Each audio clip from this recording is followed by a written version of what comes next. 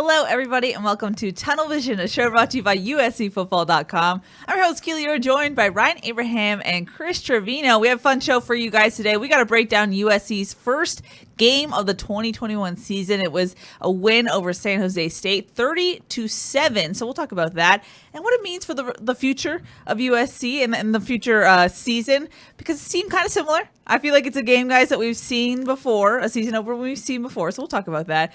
We'll talk about USC's defensive performance. They dominated on Saturday. We'll talk about red zone struggles, something we saw yesterday. And then, as always, we'll take your calls, 512-4-TUNNEL. Our intern, Micah, is standing by. We already have a good amount of callers. I believe the queue is full right now, which is pretty crazy. We just started. And you can also tweet at us, #TunnelVision. You don't have to put our handles in. Just put #TunnelVision, and we can put your tweet up on the screen. Also, wherever you're watching, Facebook, YouTube, or Twitter, whatever that version is. Ryan, I know I ask you every week because I don't think Periscope has figured it out yet. Put your comments, questions, concerns. We love hearing from you guys, and we love to answer your questions as best as we can. But guys, like I said, we have to break down Saturday's game. First off, Chris, thank you for coming. Yes. And you look very familiar. If I didn't see the Terps on your hat, I would have thought you were Shotgun Spratling with your little uniform. These are his clothes, and I for those who don't know, I hate doing this. Like I'm in pain right now. Like my heart is like, and I don't want to be here. Full disclosure, I don't want to be here. But I thought it would help if I, put on the outfit, the uniform. These are his actual clothes I stole from his house last night. So if you're watching, I'm sorry. I just felt, like when kids put on the superhero costume on Halloween, they feel like Superman. Okay. Yeah, I thought this would help, and it has not helped. This thing is so tight. I don't know how he does it. It's so hot, and the lights and everything. This was a mistake. So. No, you're doing a I great love job. his homage to Shotgun Spratling. It's great. As soon as he walks Pour in, one out for Shotgun. yeah, He's not dead, but Stop saying that. You keep saying things. You keep doing like this. He's not dead. Okay. He's alive and well. Yeah. Health and safety protocols. Yeah. So if you went to his house, you should be quarantined, by the way. Why'd you make a joke? Sorry. Well, it's good. So, by the way, Chris has been doing a great job on the multimedia stuff. If you hear him on Family Feud, he just really felt comfortable. He's got great jokes and stuff on there. Stepped up all week and did instant analysis. The live show maybe a little uncomfortable for him. So, give him your best questions. We'll get him warmed up in here. he's working his way in. $100 whoever pulls a fire alarm in this building. It's like the fourth quarter for him. He's a little shaky, but we believe in him. But like I said, guys, it seemed familiar, if I'm being honest, yesterday's game. It's I feel like every season opener in the Helton era kind of has a similar feel to it. What are your thoughts? Yeah, I was getting some discussions on the Peristyle. So if you guys aren't part of USCFootball.com, the VIP experience, go to the Peristyle. That's where all the big-time USC fans, boosters are in there talking. And there could be some negativity from time to time in there. Understatement. And, I kind of got in there with it and it's like, look, we understand. Was this a clean performance? Like Clay Helton talked about in the press conference after a clean game. There were some clean aspects as far as like one turnover, not that many penalties, things like that. But it looked like still a team that was trying to get out of its own way in certain aspects. I mean, the offense just was clunky. It didn't look like it had any sort of rhythm. And this was a team when the defense was putting up that kind of performance, sudden change, turnover, boom, they get a stop and don't give up any points. Plenty of times it was bend but don't break, but there was a lot of just not breaking at all. The fact that the defense was keeping a very veteran San Jose State offensive line and quarterback at bay for that long, the offense could have tripped over themselves and scored more points. It really, the fact that it became a one-score game is what everyone was feeling terrible about, and that's the familiar feeling that we've seen time and time again with this team. Now it was great. The Greg Johnson play, one of the most pick sixes are awesome. One of the most exciting things. Chris got some great shots of that one. I'm sure Keely's got some cool video. I didn't ask her, but maybe she missed it. I or do. something. Oh, no, yeah, I have it. I assume you got it. Yeah. Thank you. So that was a great play, and then the Eric Cromanhoek touchdown catch at the end. He gets to a little make up for the fact that he had that fumble earlier. The biggest concern for me, though, Chris, is you want to be able to sustain drives. You want to be efficient on offense. The thing with USC has been big plays. They got enough talent to throw up a ball to Taj Washington and he makes a crazy catch. Can you start from the 20 and pick up a first down and then punch it in without one big play? And we definitely didn't see that yesterday. Yeah, a very herky-jerky kind of performance. And, I kind of mentioned on an instant that this was sort of like a microcosm of everything we saw in fall and spring. We pretty much predicted it to a T that, this USC offense was going to be inconsistent without a clear number 2 wide receiver, someone to help Drake London, number 15, out there. We did see improvement in the run game. I think we saw that in fall camp, and that kind of showed up on Saturday. So that is an encouraging sign, but you still need a more cohesive unit because, like you said, that with the effort the defense was giving, if USC just produced 50% more than what they did, this game would have been over by halftime. Yeah. And this would look like a really great team and a really great win, and probably move up in the rankings if they put it all together on Saturday. Yeah. I mean, if you watched UCLA the previous week, we don't even talk about yesterday because that was great. But like when they beat Hawaii, they beat the crap out of them early and then just sort of took your foot off the gas. This was should have beat the crap out of them early. And then you end up like scoring late to make it look like more of a blowout than it was for most of the game. So I think that's where a lot of the fans that have been complaining about, I think that's where their concerns are. I mean, we did come into this game warning that San Jose State is a more formidable team. They're not your normal cupcake.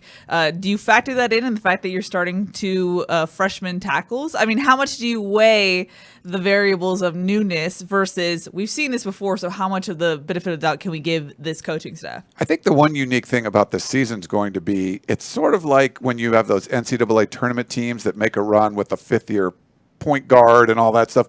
You have so many super seniors all over the place. We saw FCS schools, we saw Group of 5 schools hang with a lot of Power 5 schools yesterday. The Pac-12 North went 1-5. I mean, losing to Washington lost to Montana. I mean, so teams that have brought back a whole bunch of dudes that you don't get for like a 5th or 6th year, that was going to happen.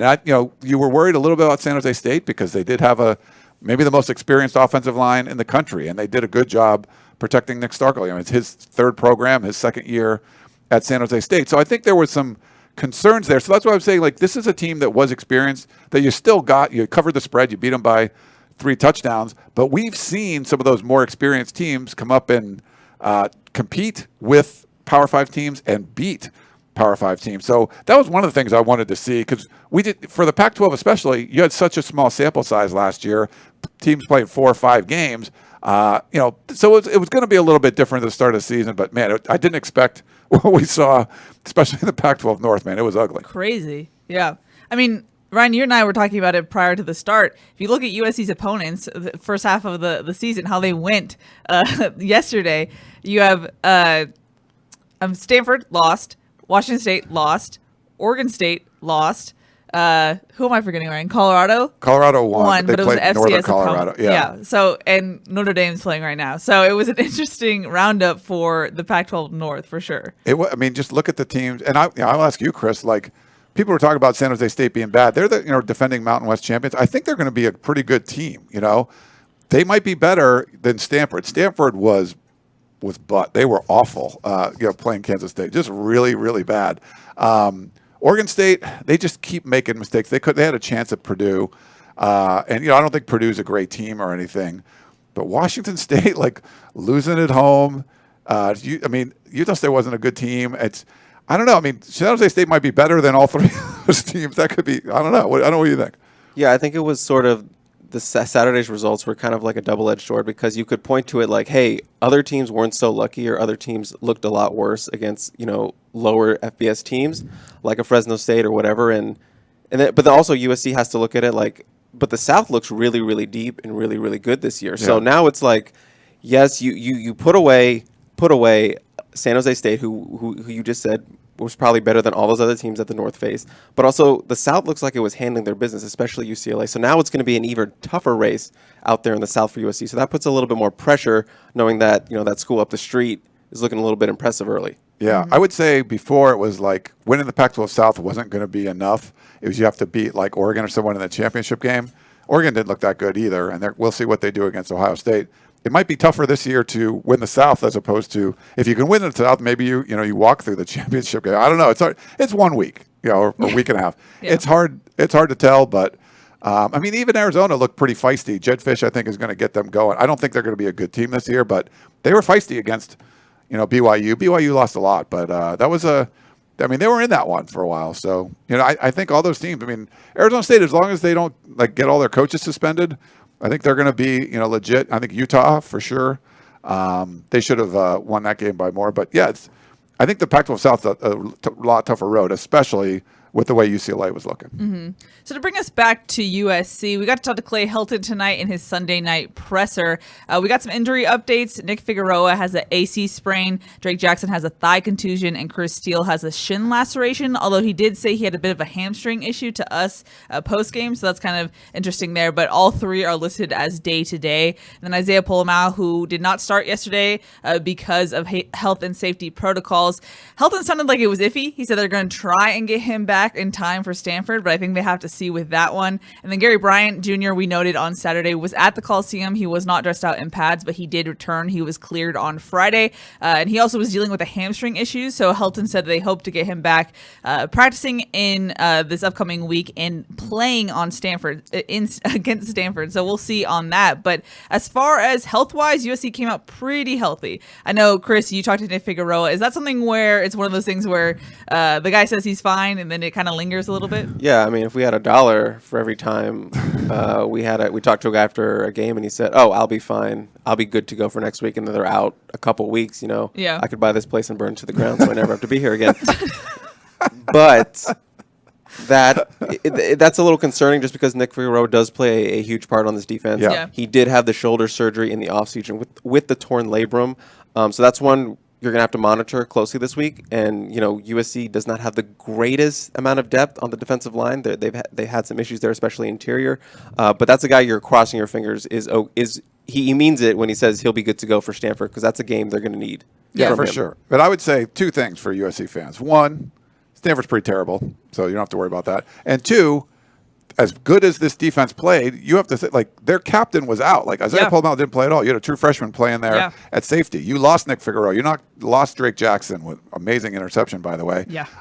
You get Josh Jackson in there who hadn't been practicing the last couple of weeks. He had 2 near interceptions in that game.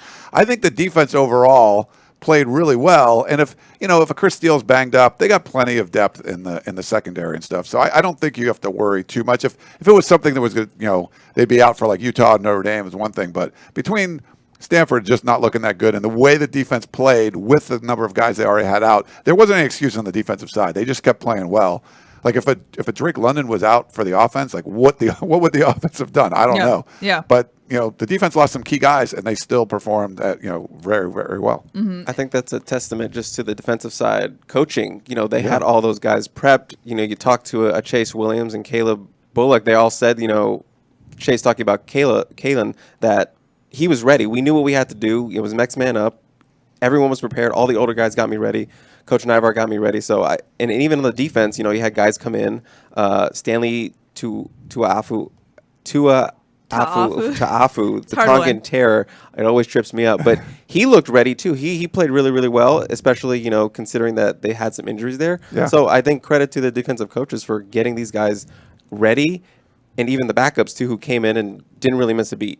Yeah, I think you can feel pretty confident. That's why when Chris said we sort of nailed it as far as there's been some issues on the defensive side where I think the defense is going to be really good. Yeah. There's going to be some offensive inconsistencies, and they were. It just looked like it was going to be a well-coached unit. I mean, you look at that secondary. I think, Keely, we talked about this on Thursday. It looks like veteran starters, forward star backups at 3 levels. It's this is exactly the way you want your roster. Yeah, it's that's like an Alabama type of a roster. It was okay, then when those guys move on, there's going to be studs to move in. The whole roster isn't like that, but the coaching staff, I think, is set up to create that. It just looks like they're much more competent on that side of ball, on the recruiting side and just scheme-wise. Yeah, and you saw the product of that on Saturday because it didn't go as planned when you have Isaiah Polamau out, but you throw in a guy who you recruited, Kalen Bullock, and he doesn't miss a beat necessarily, and so it works when the staff is gelling and whatnot. But you mentioned Drake London and how he was kind of the offense. What's interesting is Chris and I talked about this on Instant Analysis. Everything we kind of scouted in fall camp, we kind of saw in the game. We were wondering who's going to be the second, third receiving option for Keaton Slovis in the game. And we didn't really get an answer to that. We saw Drake London do Drake London things, but Chris made a smart point on Instant. He said, you can't put that many miles on Drake London because you have to have him go for a full season. And he was taking some hard shots on Saturday. How do you think they will evolve that wide receiver rotation? You want to go with it? You can go. I mean, it's just going to be interesting. I felt like we weren't going to get a solid answer in week one. It's going to be something that evolves over time. I mean, Joseph Manjack got a lot of praise in fall camp. Wasn't really a factor. We kind of got Ben Griffith with him a little bit, Like it's a little early, but we'll see. It was true freshman making his first start. It'll come. It'll come. Katie he's Nixon. Good in practice, for real. For real. He's one hand. That's all he needs sometimes to make these catches. But Katie Nixon, he has a lot of experience at Colorado. Wasn't really a factor. I'm still on the JJ3 train. John Jackson III. Didn't play a snap. Didn't play a snap. I'm a guy who's like, put him out there. He's not going to hurt you. Yeah. He's going to get open. He's going to run good routes. He's going to be consistent. Yeah. Him, Taj Washington, Drake London. Go with that. Filter in the young guys, Manjack, Michael Jackson, and Kyle Ford. I want to see Kyle Ford too. Yeah. He's a presence. That's what I think should happen, but obviously I'm not a coach. That's just my 2 cents. It's unfortunate. I mean, you can't put that kind of mileage on him. He's going to just be wore out by the end of the year. Especially against San Jose State. Yeah, like and they were really physical with him, and he wasn't appreciating all the time. I think he got cheap shots. I'll say from my angle on the field. There were some. Yeah, I mean, they're basically like, hey, it's like that center, like a dominant center. You're gonna let him get his points, but you're gonna foul him a bunch of times, so he doesn't want to post you up anymore. Like I think that's what San Jose State was doing, but you can't put him in that sort of situation. I think he had 14 targets, I believe, 16. and then 16 targets, and that was as many as everyone else on the team. Like that's not good. Shotgun tweeted out earlier that there, only 4 wide receivers played in the game, and 4 tight ends played. And I was going to ask Clay Helton about it, but Adam Grossbard from the OC Register ended up asking him right before I was able to, and he kind of made a joke about, well, now you were talking about not playing enough tight ends, and it wasn't about how many targets. It was more about you only played 4 guys. Like last year, you had 3 NFL dudes at wide receiver, and you played a whole bunch. At least the other guys would get in. Now you have one bona fide NFL star, and you only put 4 guys out there. Before it was more like you had these established brands. You didn't have established brands. I don't know why you didn't see Michael Jackson, who's had some great practices, or Kyle Ford, or John Jackson, who was the only other receiver from USC that had a catch for the Trojans. So that was a little kind of concerning, but it's just sort of there's always something that's just not quite right with this offense. There's this boom or bust situation, and if you want to score 55 points like they talked about stuff before, you got to just be more efficient on offense, and it can't just be 3rd down and 8. Oh, big play, someone made a great catch and it's a touchdown, or a punt. It just seems like that's the way this offense is right now. Mm-hmm. I'm interested to see just how much Gary Bryant's return kind of maybe not fixes it, but alleviates that. I don't think I hit it hard enough in instant. I forgot to bring it up, but Gary obviously has experience. He was on the team last year. He's familiar with the offense, just hasn't been healthy. That's something I'm interested. I think it'll be huge to get him back and get him worked in there, because I think he could be a pretty good number 2 wide receiver in this offense. He's got that game-breaking speed. Put him up the middle. Force the defense to move back a little bit. So he's going to be interesting to see what he can do once he gets back on the field. So that's a big storyline I don't think we've been hitting on enough, that he's been out. So it's going to be interesting to see what happens when he gets fully back, which should be this week. Yeah. Mm-hmm. It's interesting. We're talking about the wide receivers, but coming into the season, we were talking about the run game and USC's offensive line. How was that going to play out? It seems like Mike Jinks stuck to his word. We saw a 1A, 1B running back situation with Vi Malapaya and Keontae Ingram. What did you guys think of that duo? Yeah, I talked to Vi afterwards, and he seemed pretty happy with things. It just, again, there was a lot of north-south running. There were a bunch of runs that just didn't go anywhere, or go for a loss. But they had some really effective runs too. 3rd down runs. It was 3rd and 11, I think. Vi picked up. They had a couple 3rd and decent size that they just ran the football, and actually, it actually worked there. So I think talking with some of the players, it seemed like the offensive line communication was better, so there was a fewer just complete busts. Sometimes guys got pushed around a little bit, but I think they pushed around some of the San Jose State guys as well. They definitely had a couple of great defensive ends that would give USC some problems sometimes. But overall, both guys averaged, I think, over 5 yards a carry. So there was definitely some effectiveness to the run game. Maybe not, this huge plays that you would want, but they had some good plays, and at the end of the day, you kind of look up and you're like, I thought they might have more yards than what they did. But overall, I think it was pretty good. Just, there were some spots where it just, it wasn't working. Guys were running north-south, and it just kind of got shut down. And the problem is when that was happening, it seemed like then the drive would kind of stall. Like if it's 3rd and 9 or 2nd and 9, it just seemed like, I don't know. I'm not sure there's a lot of confidence that they're going to be able to get this back and pick up the 1st down. Mm-hmm. Keontae averaged 5.7 yards a carry, and the Vavai averaged 4.6 yards a carry. So there you go. Let's talk about special teams, and then we have a full caller queue, so I'll get to that afterwards. Ryan, I know you are the special teams guy. That is your area. What did you take away from Saturday's performance? So Clay Helton was asked about it too, and he had some good things to say. It wasn't as clean as I'd love to get your thoughts too, Chris. But there was, Ben Griffiths had a really good punt that was a lot of hang time down at the 10. I think it was over 50 yards, and but there was one time he was backed up, and it ended up being like a 36-yard punt. Clay Helton said that they were really trying to go for hang time and not get any kind of returns, which, I think that's understandable. But like when I talked to Sean Snyder during fall camp, I asked about out kicking the coverage, and he didn't see that was like a foreign concept. He's like, I just want him to boom those things, and he was, he wasn't really booming them again. So it's one of those things like you could talk about. Oh, he's doing a great in practice, and we didn't see that as much. Parker Lewis, I thought, did well. I mean, he had some kicking accuracy issues in camp, but he was perfect on all of his kicks, and they needed it because 3 times in the red zone they end up kicking field goals. He did have one kickoff out of bounds. The rest he did have gets touchbacks, but the out of bounds one. But I think the couple bigger mistakes was on the punt. Not only did you not get any big returns, but a couple of the punts, one was fielded inside the 10, and one you failed to catch it, and it rolled like 30 yards all the way down inside the 2, or whatever it was. So yeah, I don't think it was a great, and there wasn't like complete gaffes on special teams, but you wanted to see a couple like really good plays, and then most everything being pretty average. I would say it was probably a below average effort. Chris, your thoughts? Yeah, nothing that was like, oh, that's terrible. Nothing like that. I also think we need a boom jar.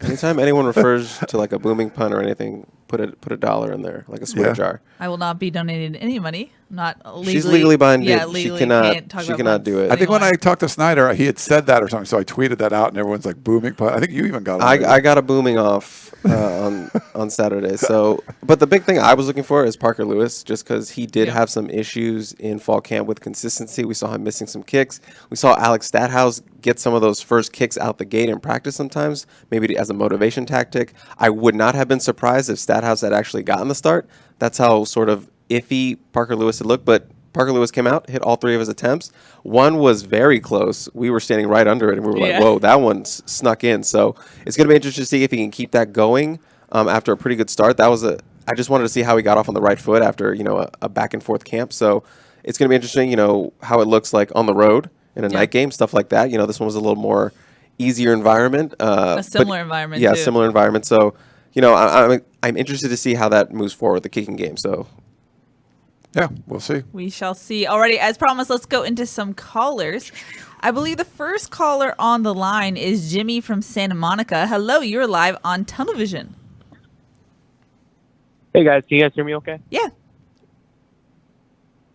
Okay, so I was at the game yesterday. One big observation for me was the use of 2 tight ends. Now, I liked how that benefited the run game. I think that's a big reason why we ran for 160 yards or something like that. But in regards to the passing game, there were multiple passing downs where Harrell would line up Malcolm X and Cromenhoek in the slot against San Jose State's nickels and safeties, who are obviously more athletic, faster, and better pass defenders. I'm having a hard time understanding how that benefits the passing game. Could you guys enlighten me on why Harrell was doing that, putting 2 tight ends in the slots instead of people like Katie Nixon, John Jackson, Katie, and yeah. Thanks, Jimmy. Hey, Jimmy. Jimmy from San Mo. Thank you for that one. No, I think Shotgun was tweeting about some of the stuff too. Some of the formation, and he'll have his breakdown of all the formations, everything. It was kind of interesting where they ran. It just didn't seem like it was the optimal personnel at all the times. Like you'd love to see like a Michael Trigg out there instead of Cromenhoek or whatever in a passing situation when it's probably not going to be a run. Now, to be fair, like when they popped that with the 3rd and 11 run, maybe it helped to have one of those tight ends out there. I don't remember the formation exactly, but I think you're right. There were some curious ones where you don't want to be too predictable, but if you have like passing situations and you have like passing tight ends and like blocking tight ends, I'd rather see the passing tight ends out there on 3rd and long. Yeah. I wonder how much though playbook comes into play with Michael Trigg. I've heard that sometimes with the freshman coming in, it's a little trickier, so I'm not sure. But if that's the case, maybe just have him memorize a couple red zone plays. Not sure. Playbook's like this big. I I'm just saying. What do you think, Chris? Well, for me, I just thought there were some curious matchup decisions, but I felt like more they were just trying to get a nice big man on a smaller nickel guy. Yeah. Stuff like that, because they have some big tight ends. Jude Wolfe, he's 6'5". Malcolm Epps is like 7'9". I don't know, something like that. So those are the matchups you want in that slot. They're not the quickest guys, but they can go up and make those catches. I just think Keaton needs more trust with some of those guys. Like a Malcolm Epps, he missed all of fall camp. Michael Trigg still building that chemistry. Obviously, like you said, still needs to learn the playbook. And they got Trigg in there a little bit later, looking like they were trying to get him for a spark. There was one play where he looked open in the end zone, and I could hear the fans yelling, "Throw it to Trigg! Throw it to Trigg!" I think that was an incompletion, but they're trying to get that involved because Trigg could absolutely be a difference maker in this offense. He has that kind of ability from the stuff we've seen him from those catches he makes in fall camp. All he needs is one down the field, Moss and 3 guys, and offense is rolling. Yeah. Well, thank you, Jimmy, for the call. We have another caller on the line, and I believe it is Andrew from San Diego. Hello, you're live on Tunnel Vision. What's your question for the team? Thank you guys so much for participating during the games with us blowing up your Twitter feeds. I'm sure it gets arduous, but you guys show a lot of tolerance, so it's much appreciated. And I was just curious, Ryan, what if it's an Asian fusion offense this year, what do you think the dish will be for week 2? Thank you. Oh, it's setting me up for a food analogy. Yeah. So if it's an Asian fusion, this I don't know. It's coming up with something. Can you do food analogies on the spot, right? I mean, well, I'm not too familiar with the Asian fusion restaurant. I thought Asia to Cuba was that old. That was like the one on Sunset Boulevard, way back in the day. Yeah, I mean, I don't know if it's. Do you remember that one? Yeah, it's been a while. You weren't here. I don't know if it's that. I mean, I think if you were going to play like 12 wide receivers and have like a zillion different formations and stuff like that, then maybe it's a little more like the gumbo, the old gumbo where you just weren't really sure what's going on. I still think they're trying to do what they do. They just might be running the football a little bit more. We saw some more 2 tight end sets. We saw some when they got in the red zone. They ran a couple plays with 2 running back sets where you had Keontae Ingram blocking for Vavai. But I don't know if it's an Asian fusion offense, but it's something that's not quite. It's more like a chopped offense where it's instead of having this like fully thought out menu, it's really like you have to piece it together from whatever is in that basket they put in front of you, and you're just sort of like, this should be a little smoother what's going on. Like they have more ingredients than what's in the basket. But you feel like they've just used like limited ingredients, and that's sort of what they've got. They got a kind of a quirky dish that the judges are going to be like, that just didn't work for me. Why is there peanut butter and scallops? Peanut butter and scallops in my salad. Gummy worms and a pickle. To be fair, I did ask Graham Harrell after the game how limited was the playbook for San Jose State. Of course, you don't want to give away everything in week 1. And he admitted that it was kind of limited. So we'll see. And we've seen more wrinkles in practice alone. And what I think is interesting, though, is can you be more vanilla but still use a guy like Keenan Christon or get John Jackson involved? I felt like there were still things that you could have done without exposing your full hand, Yeah. What do you think, Chris? Yeah, I mean, I had someone text me like, do they know Keenan can run a 10-3? And we saw him. I tweeted it out. He was warming up with the wide receivers, so I thought maybe, we'd see something like that. They didn't even play the wide receivers they have, let alone the new wide receiver, the running back convert. So I thought Keenan would get a little bit more involved because it seems like they've been pushing. He talked about how they want him to play more wide receiver. He's been working on his route running, working with the wide receivers as we saw. So I thought we would see a little bit more number 23 out there and some special usage and packages. Yeah, I mean, I didn't mind that as much. If you're going to decide that we're going to go 1A, 1B, that was your plan, you did it. It was pretty effective. Like, okay, I mean, I'll give you the benefit of the doubt on the run game stuff. But I just thought with the number of new wide receivers you had out there, give some guys opportunities. And I think, you needed to score some more points so you could feel more comfortable. It just felt like it was close enough that Slovis was still going to go back to, the well and go back to where he knew he could have success. I think they really missed an opportunity to get more guys involved, play more dudes, and get them the ball. That first catch, I think it was remember Devin Williams, like shotgun just wanted Devin Williams to get like a little dump off over the middle and let him run, and like sort of like, getting a free a layup or something, or hit your first free throw, and then the baskets start coming. They kept trying to get him like these really difficult passes downfield, and he just never was getting his first catch. I feel like he just needed to work it in. Like, I don't want to see Katie Nixon run a fade route with like two defenders that are bigger than him for his first catch as a Trojan. Like, have him square over the middle, find grass, and just sit down, dump him the ball, and see if he can make a move and make somebody miss. And they just never got those dudes involved. So I was okay with the run game, and I love Kristen, and you want to see him do stuff, but they had a plan for 1A, 1B. That's cool. But I wanted to see more receivers get involved and not just be the Drake London show. Mm-hmm. Makes sense. All right, let's move on to our next caller. It's Zach from LA. Hello, you're live on Tunnel Vision. What's your question for the team? Hey, everyone. I'm disappointed but not surprised by the offensive performance. And I've heard a lot of talk about personnel and the lack of a second receiver. But even going back last year when we had Amon-Ra and Drake London, the rhythm was just off. And I feel like the rhythm and creativity of the offense is just off. No one gets wide open. I'm watching Notre Dame and Florida State people get wide open. So my question is, what do you guys think the problem is, personnel or scheme? And what is the air raid supposed to accomplish? Because I just don't know anymore. I can't tell what they're trying to do. So thanks, guys. Thank you, Zach. Zach, yeah, I mean, it's a legitimate question. You want to see, that was part of the gumbo offense where no one was really getting open. You're just sort of having your stars make plays. And it started getting back to that a little bit. It's like, yeah, I thought with the air raid it would be more that way. And the problem is, Chris, like, there are definitely going to be critics of running an air raid. It's finesse, it's blah, blah, blah. People that don't want it. Maybe they want to be student body left, student body right, or they still want a fullback. But I don't mind you're going to run some kind of more modern offense. But when it struggles like this with good athletes, it just opens up to more criticism. Like, not even just like the way you're running it's wrong. Like, you shouldn't be running this at all, is what they're saying. Yeah, I mean, I don't think it's a personnel issue. I think they have some talented wide receivers, maybe not as highly recruited as the guys that were there the last couple of years, when Keita Slow was throwing to them. So, yeah, I think it just needs just an injection of something a little bit more, because it's stale right now. To go back to your food stuff. Yeah, they needed to go back to the spice rack and put a little paprika in there, a little something, like get things going.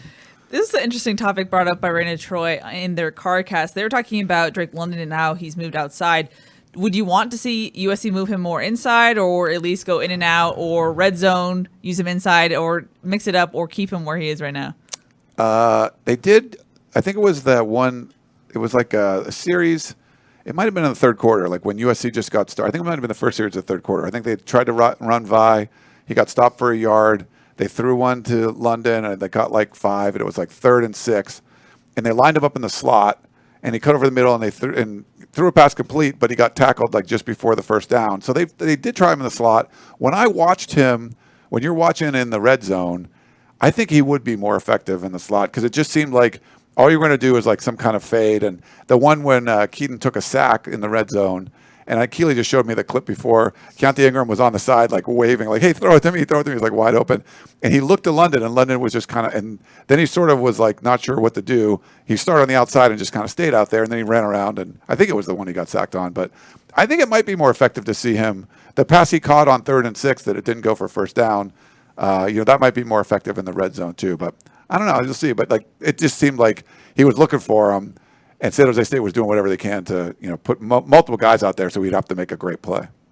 Yeah, move him around, whatever, just to get different looks for the defense. Obviously London is going to be priority number 1 for all defenses for the coming season. So if moving around helps him, other guys get open or give them better one-on-one opportunities, do it. Yeah. We have a couple more callers in the queue, so I'm going to get to them. But if you guys have questions, be sure to label them in the comments questions. That helps us out. Let's go to our regular OG caller. It's Dave from Iowa. Hello, you're live on Tunnel Vision. Hey guys, Dave from Iowa here. First off, I just want to say, hey, I'm impressed by the game. Good defensive performance. And when people talk, picking on the offense, guys, it's week 1. The only, best offense is Alabama, which, no surprise there. But what I want to get to is, one, I don't know for the Family Feud podcast people, about late June, yes. I believe Chris Trevino asked, in terms of the recruiting class, it would be a top 10 class right before the season. Unfortunately, it wasn't. So sorry, Keely, I have to call you out for getting that wrong. But in terms of the entire, but in terms of the entire day of college football on Saturday, what I was really surprised by and quite honestly scared of was UCLA's upset against LSU.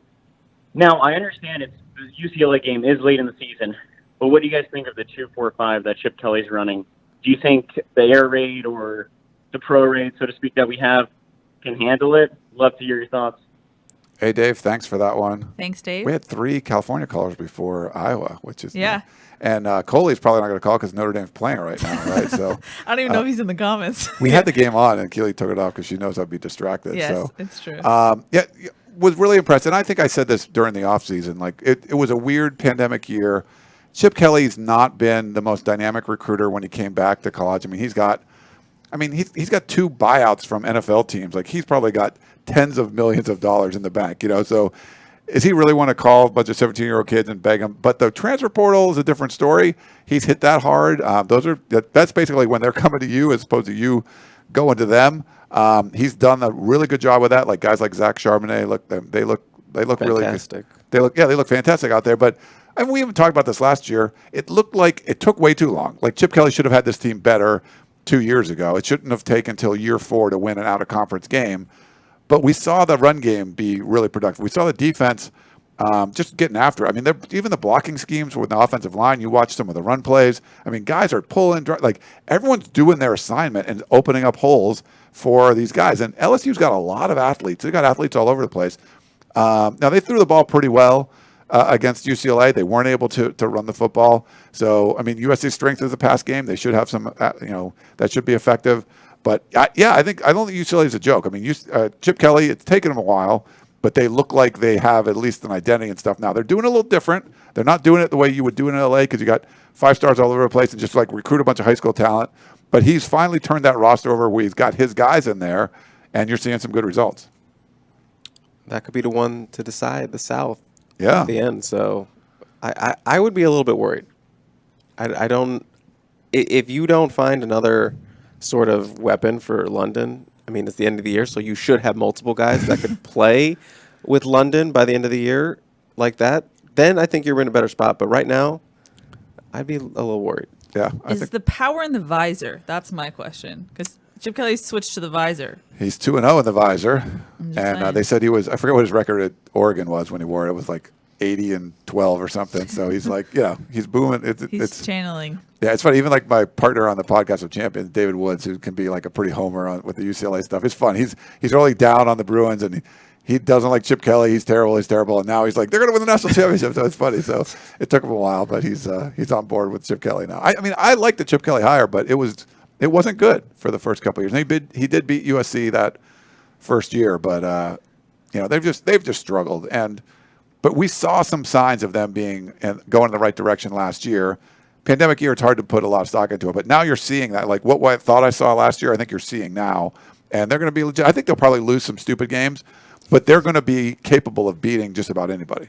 Alrighty, we have one more caller in the queue, so let's get to that, and then questions afterward. It's John from Glendora. Hello, you're live on Tunnel Vision. Hey guys, what's up? Haven't called in a while. I know Ryan's ready to roast me again, so it feels good.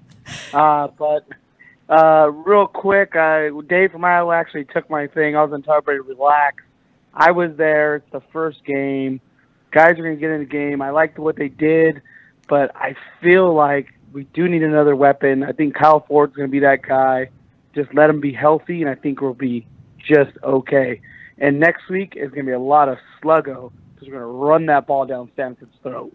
See you guys. Hey, John. Not to roast you there, man. Kyle Ford's my guy. It really bummed me out. He didn't get it in at all. Like, I want to see him somewhere. The interesting thing is that he kind of had the body language like he knew he wasn't going to play. Like, he was dressed out and everything, but he kind of had his helmet near him. It was kind of near the bench at times. And so kind of that's when guys know that they're not 100% healthy. This is pure speculation here, but it seemed like he knew he maybe wouldn't get in. And it was interesting. Yeah, because we've talked to him, and he said like you said, it doesn't always mean if a player says they're good to go, they're good to go. But it seemed like, he had some huge practice days. full contact stuff, we just felt like he was going to be ready. So maybe he's not quite cleared yet. I don't know.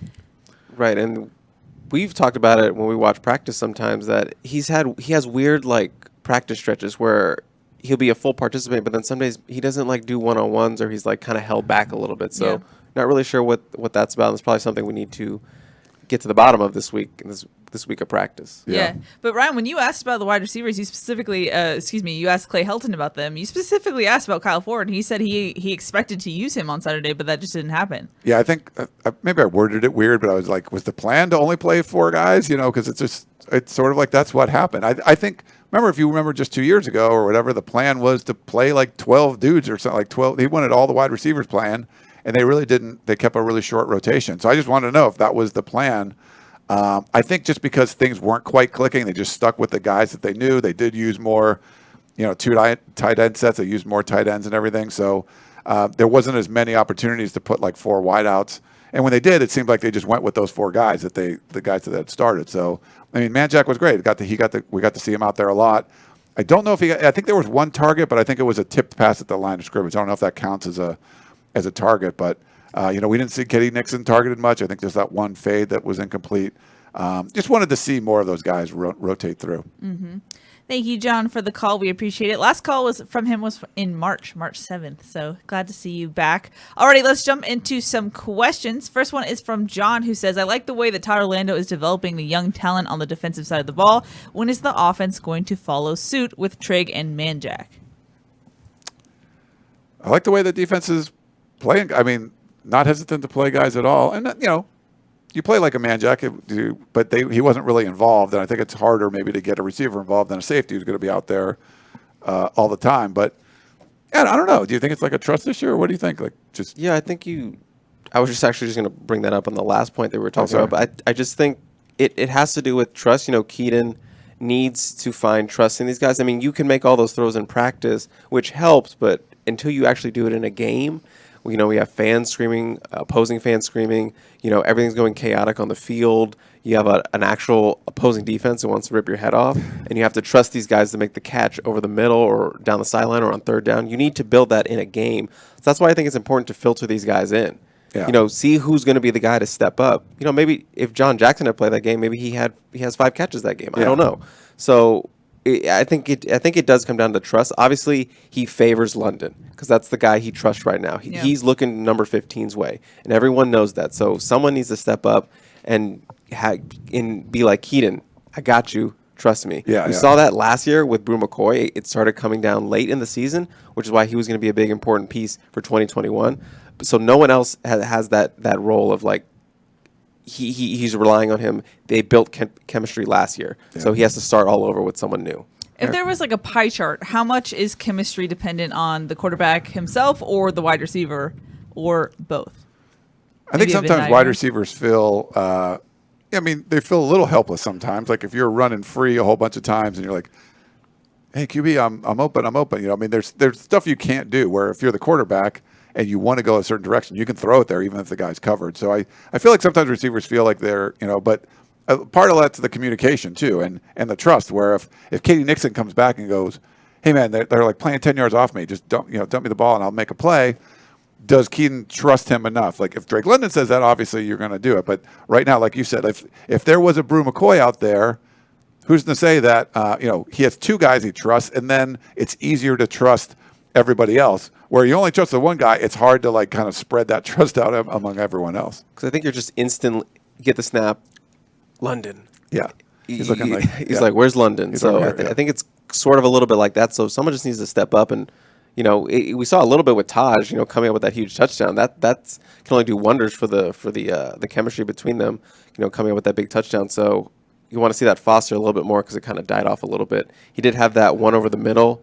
Looked like it hit him right in the hands. Yep. Didn't come down with it. So, you want to see more consistency there. We have a question about the middle linebackers, inside linebackers. The Wheeler Dealer said, did they make any plays? And shouts to Shotgun Spratling, who is watching and also putting some stats in our notes here. He said Raymond Scott was 3rd on the team with 5 tackles. Kanai Malga had 3 tackles and a forced fumble, and Raylan Goforth had 1 tackle. So the question is, what do you take away from the inside linebacker play? I know that's something that we saw progress over the 2020 season. What did you take away from game 1? Yeah, I mean, I didn't notice a lot. I guess that's part of the problem, and you don't know if that's. I just good felt or bad. like they were positioned on the field and they played, but nothing really like Kenai didn't have like 13 tackles and like a pick or anything. They were just there, and I don't think they did poorly, and I don't think they did amazing. They were just there, and they were just there. They were just part of the field. They were part of the team, and I noticed them sometimes, but nothing that stood out like, oh, Raymond Scott did this or Kenai Malga did this. Outside of like that one fumble that was a late or early fumble and everyone kind of scrambled. Yeah.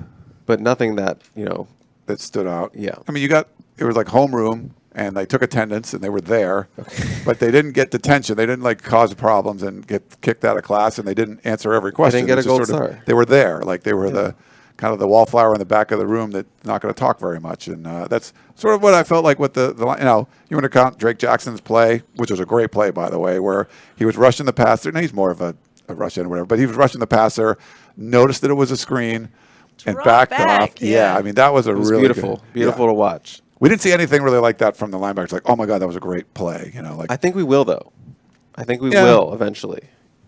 We got a question from Mark Watkins, who says, Chase Williams had some struggles while Kalen Bullock looked great. Could we see Kalen win that starting spot next to Isaiah Pulamau when he returns?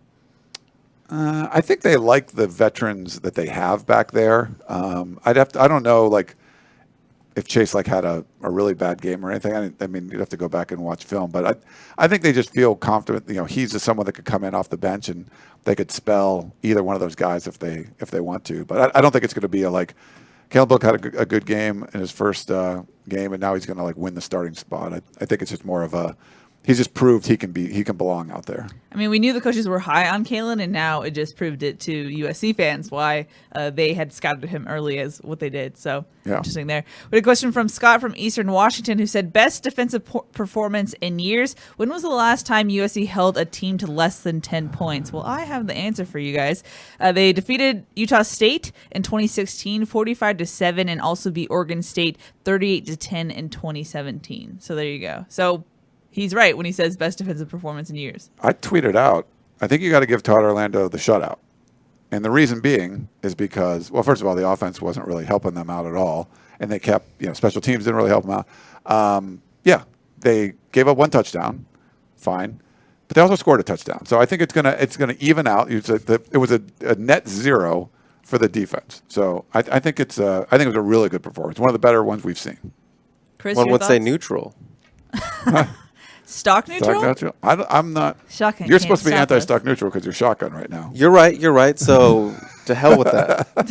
Can I say that on this show? Sure. Okay. You can say whatever you want. Wow. I just want to point out, this is a hot take as a media person, but I thought it was an interesting. No, I'm gonna say it. I'm a great move. Todd Orlando declining to speak to the media after his It was kind of one a of the move. best performances. Hey Todd, can we talk? No, it's all right.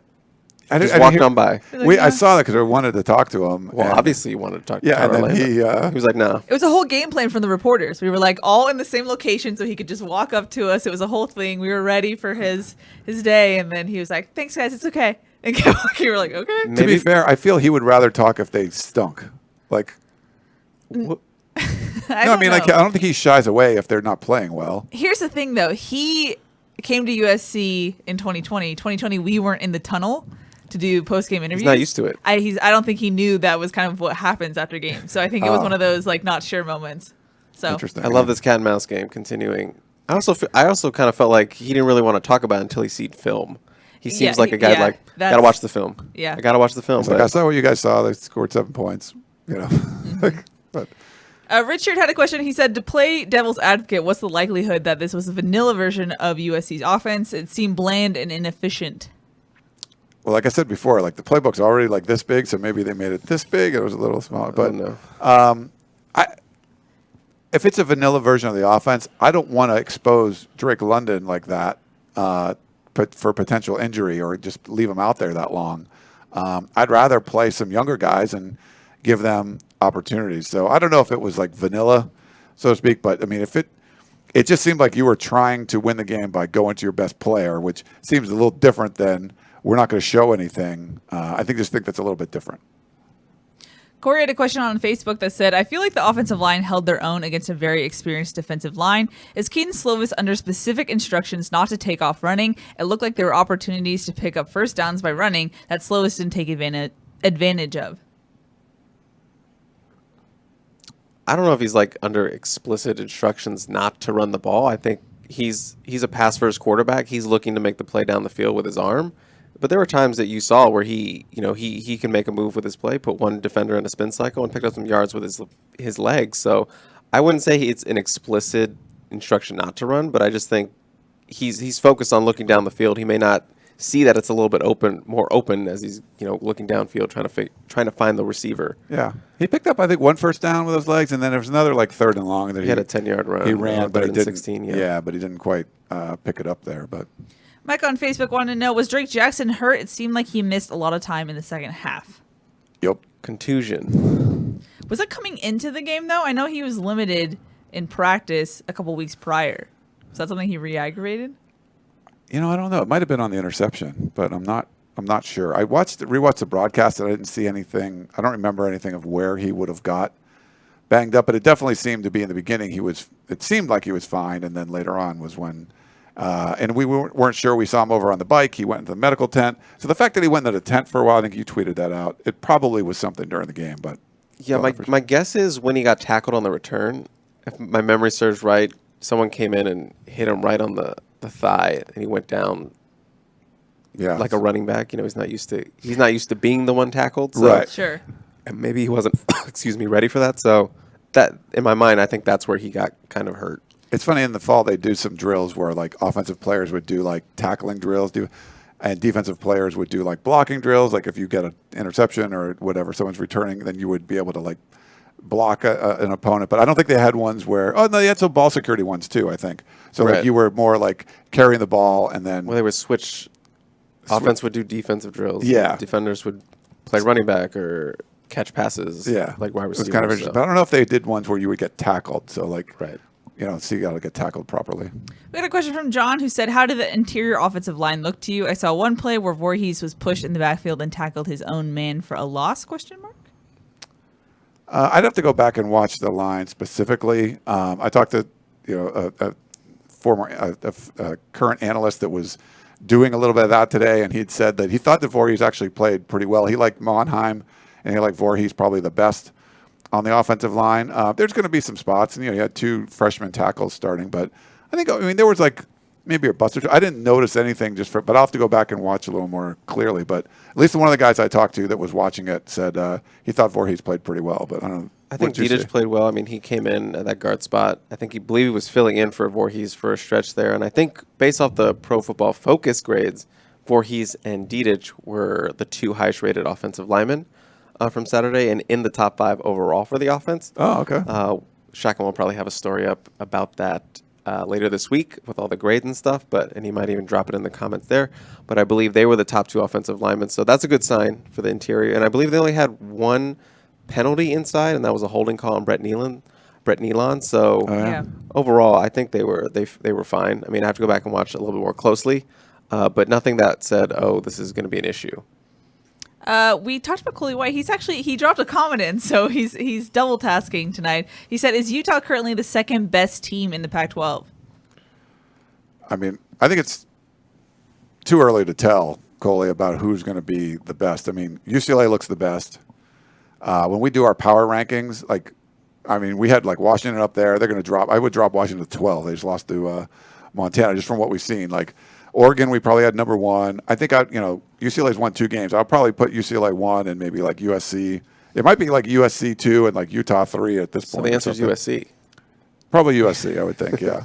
But I think UCLA would probably be, if you did like a power rankings right now, just from what we've seen. Yeah. So Utah's up there, but it's just there's too small of a sample size right now. Tess said, did this game seriously gauge anything for USC? Which team is the real test? Right now, I'd say Notre Dame, even though I don't know what's currently happening in the game right now. But usually going to South Bend is the real test for USC. I mean, the fact that we saw so many teams lose to like middle of the road teams or lower teams, I think they're all going to be tests. Like this is sort of like you needed to come out of, you pull the car out of the garage, you take the the cover off it.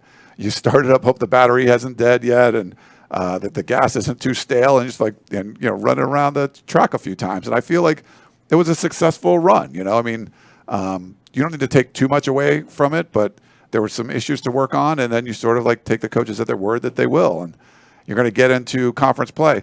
I mean, like I said at the beginning of the show, San Jose State might be better than Stanford the way I saw them, and who knows? I mean, they might be better than Oregon State and Washington State, like USC's next 3 games. So I don't know. This might be a better test than what you see in the next few weeks. We'll have to see. Keely, don't you say that Stanford is always the fake barometer? It's the false litmus test. Yeah. Usually, historically, how USC has played against Stanford is the opposite for the rest of the season. So you could use that. You could just think of the opposite.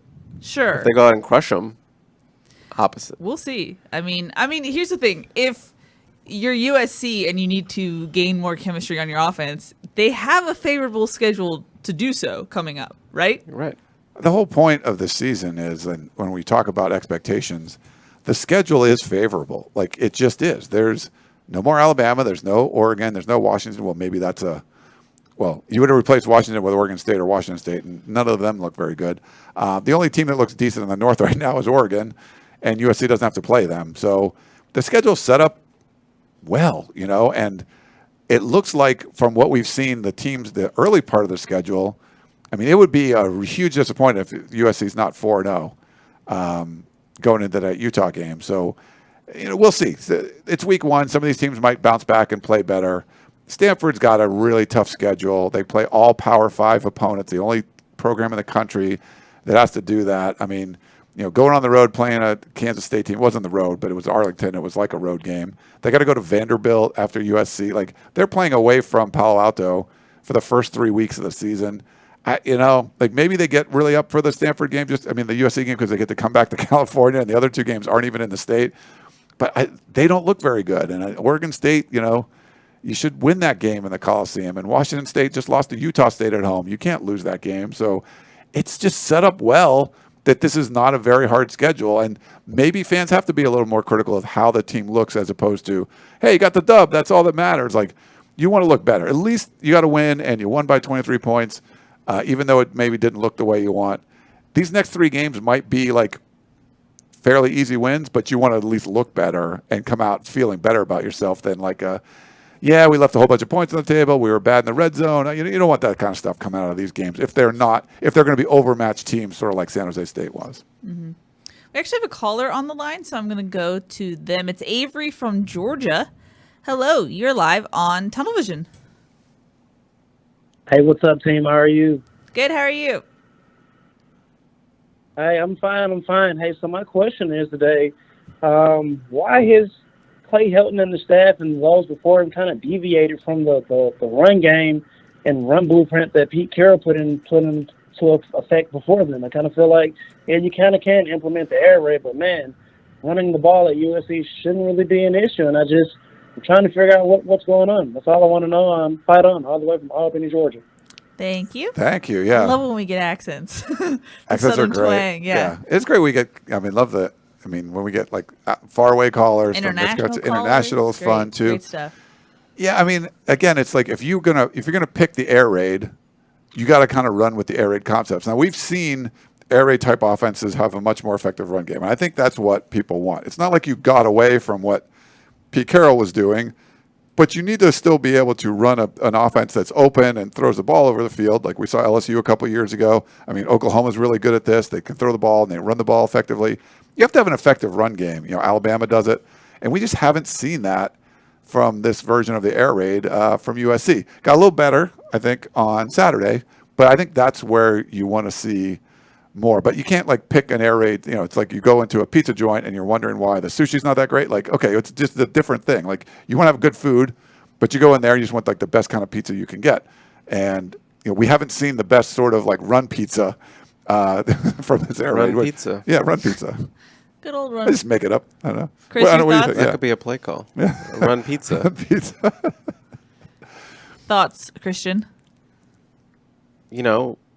This isn't I don't want to say this is an indictment on the current offensive line, but USC hasn't been recruiting at a high level O-line wise the last couple of years. So if you have national O-line guys up front, I think it makes it a little bit easier to open some holes in the run game, regardless of scheme. Yeah. If you just have like mashers, guys that just like pancake people, then you and I could run through that hole a little bit more. So yeah. We got a question on YouTube from Daniel who said, is playing your backups mainly for one of two scrimmages and worried about hard contact in practices under Helton a factor why USC lacks that toughness level and sink offensively? I mean, it hasn't affected the defense, I don't think. Yeah, that's what I was going to say. I don't think we're having the same complaints we maybe did past seasons about USC's defense and their tackling ability. Yeah. I think the biggest issue, and get your thoughts on this, Chris, too, is you want to have easy success. Like in the NFL, like you need the most accurate quarterback who's going to put the ball in a small window, because no matter how good your receiver is, the DB's on his butt. He's going to be right there. So you have to like put it in this. In college, you can scheme things up so there's easy plays. Like, do you watch the end of the Oregon State Purdue game? Oregon State's trying to come back. They're trying to hold Purdue. And I think it was the tight end goes out, and no one is within 50 yards of the guy. Like, he just threw, but like you could have punted it to him, and he walks into the end zone. It was just like the end for Oregon State. We didn't see anything like that for USC. Fresno State. San Jose State had a couple plays like that where they did like a little play action inside, and they got Deese, wide open. And he made a big play. I think you need to see more of those just easy plays. Like sometimes you just need some easy pickups where it just seems like they're struggling for every. Like someone has to make a great play for the things to work, and that's where I got the issue with it. Right. It seemed like the only time they're really moving the ball or getting a big play like that is because Drake London makes an incredible one-handed or snag over like two defenders to get down the field. They don't have that like the college football, like you just said, has that chaotic element. Yes. To where you have these crazy plays. We don't see a lot of that with USC, and it would be nice to have that. Yeah. Like you said, nice to have those busts wide open or a big play down the field where everyone's blown coverage or stuff like that. So, yeah, I think you definitely want to see a little bit more of that chaotic element for this offense. Yeah. Like when you're playing a sport, like sometimes there's just like, we're playing like beach volleyball. Like Keely knows you're out there playing volleyball, and it's like sometimes you just want the other team to hit the ball out of bounds so you don't have to like dig it, get a good set, and like put the ball away. Sometimes it's just better like, oh, they just screwed up. And you're like, okay, Service that's error. good. Yeah, it's like service. Oh, they missed their serve. It's like I would like the easy points sometimes. Like I don't want to have to like grind and score every freaking point because it's like really hard to do. So you want some easy ones for the USC offense, but it seems like everything is like pulling teeth. Like they've got the athletes to make some great plays, but every once in a while you just want that like blown coverage, like boop, that's an easy touchdown. And Now, tell me if this is like in my head, but sometimes I feel like once USC crosses the 50, it almost feels like they get a little uptight. Like it feels like you can feel the tension a little bit. Like they're trying to they know that they gotta produce in the red zone once they get there. I don't know. It just feels like it's a little bit easier prior to the 50-yard line. we saw the David Shaw Stanford thing. Like they're good between the 30s, and then and outside of that, they seem to kind of struggle. And for me, it's more like when USC gets closer to the red zone. Like they've moved the ball pretty good, but I think twice they got into the red zone, and they end up back getting. They started in the red zone and then they end up being out of it. Now one of them they scored the touchdown to Crum and Hoke from like the 20, but I think one was a holding call, one was a sack. Yeah, there's just something about it where they're just not. You need to be effective moving in, where it's like execution. It's a smaller field. Just everyone's got to do their job and make a play. And it just seems like something happens and they're not able to do that. It's like a child who just learned to swim, very confident in the 2 foot, 3 foot, 4 foot, moving into the deeper end, and then you're like you're trying to stand on your tippy toes. It gets a little bit shaky over there. Yeah. You're not as confident. It's like you're good at the Family Feud podcast and you do like instant analysis, but then that sounds very tunnel specific. vision. That sounds very specific. not anyway. You're doing great, by the way. So that's. We got a question, and we've actually gotten this on multiple platforms about Keaton.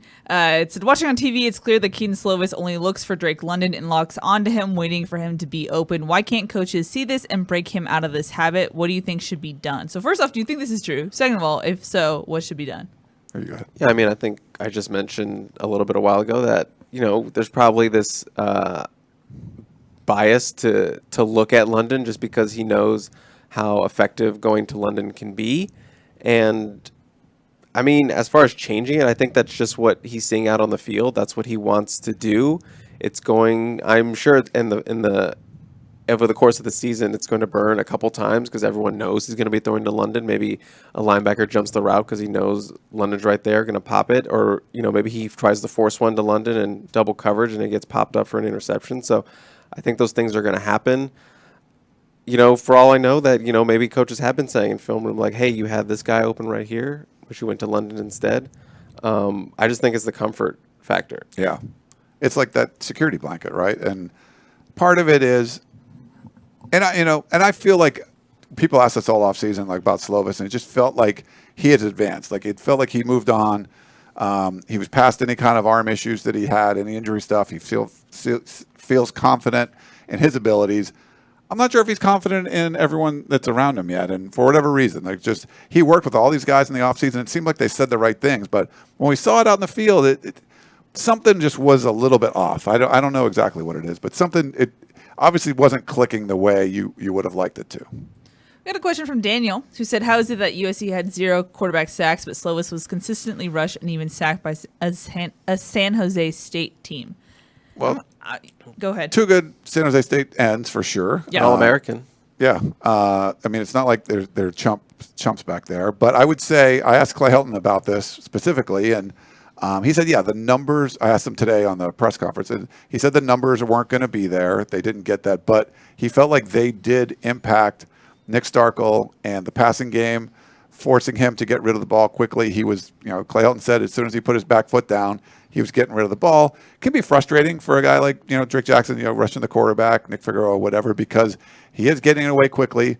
That's one of the most experienced offensive lines in Division I football in front of him. So there are tons of starts. So there's that factor too. It's a good offensive line.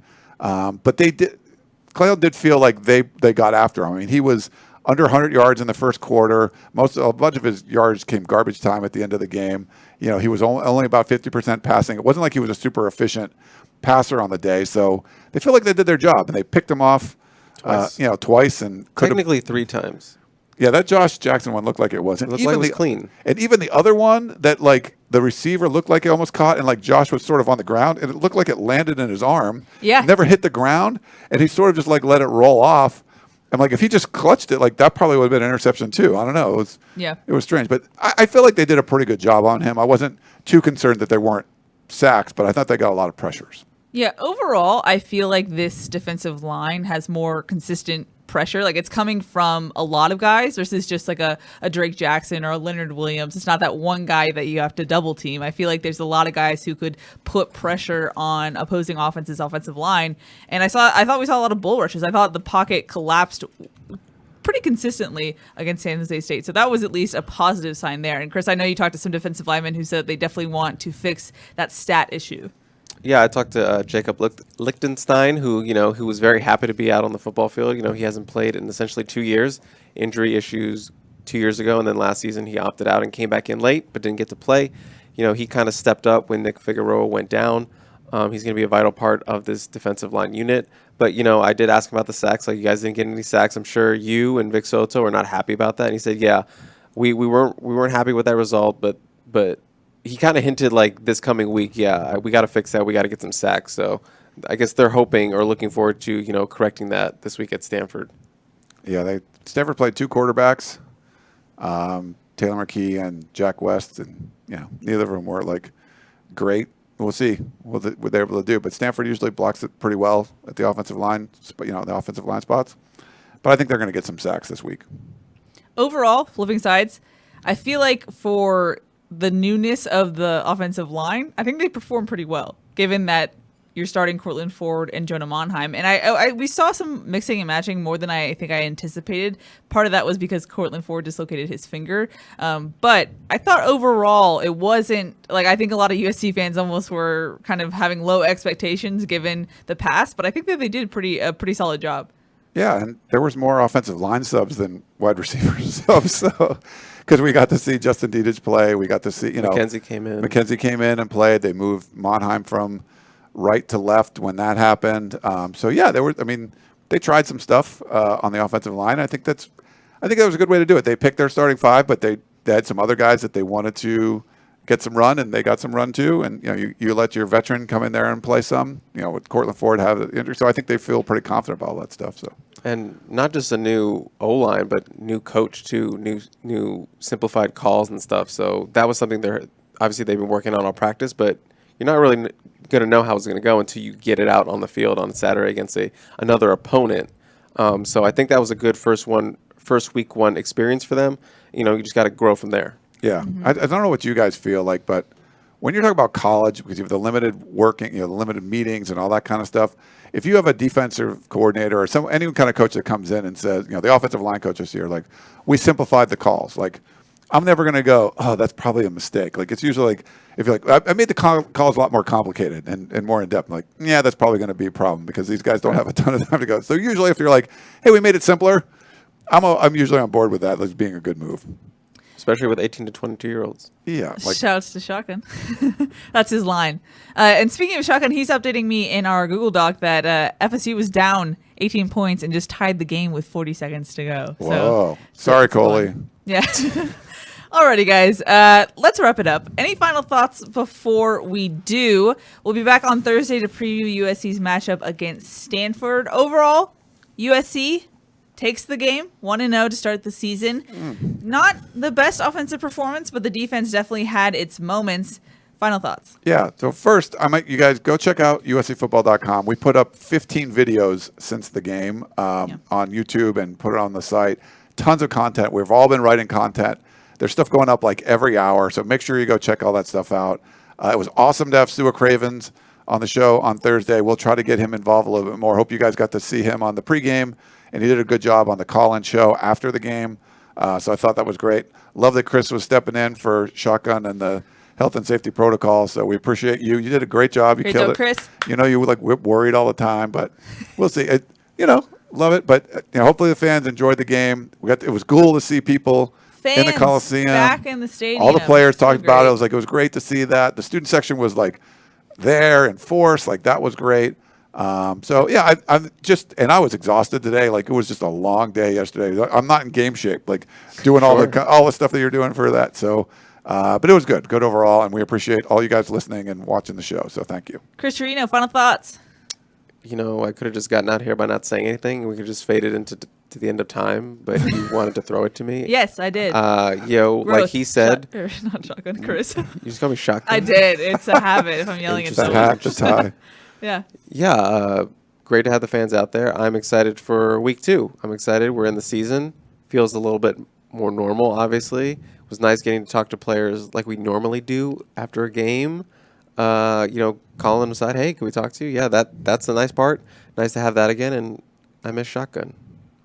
Yeah, we miss him too. She didn't realize what I said. She could have. I was reading all the comments in the chat. My helium boy. I like reading everyone's comments. Alrighty, thanks for watching this show. We'll be back on Thursday to preview USC's matchup against Stanford. That's Ryan. That's Chris. I'm Keely. We'll see y'all next time.